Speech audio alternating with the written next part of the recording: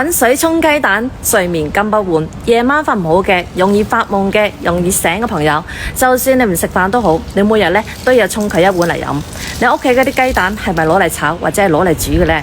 如果係嘅話呢，再靚嘅雞蛋呢都會俾你嘥晒㗎。咁今日呢，我就教你一個雞蛋嘅新食法。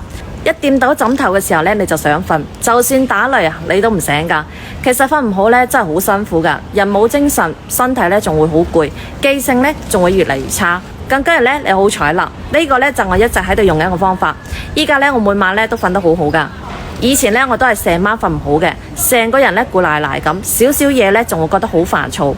咁呢個方法呢，就係我去廣西巴馬長壽村旅遊嘅時候呢，識到一個100歲嘅老爺爺呢，係話俾我聽嘅。佢成個人呢，精神呢都非常之旺盛㗎，思維敏捷，點睇呢都唔似100歲嘅老人家。最緊要呢，佢係夜晚可以瞓個8-9個鐘嘅。咁於是呢，我就向佢請教呢個瞓得好嘅方法啦。咁呢個方法呢，喺古書上邊呢已經流傳咗成千年㗎啦。不過呢，呢個方法呢，好少人知道。咁今日呢，我就將佢分享俾大家。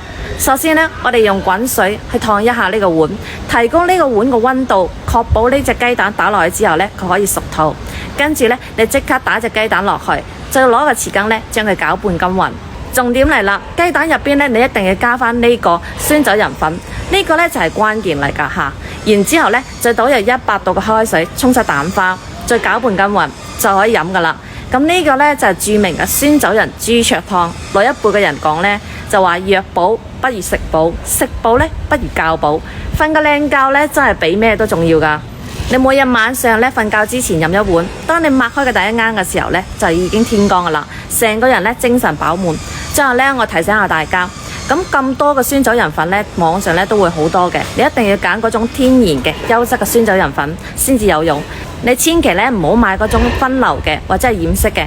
咁如果你想要呢個正宗嘅酸酒仁粉呢，你可以點個頭像，頭像下邊呢就有一個少少嘅櫥窗呢，就有呢個嘢啦。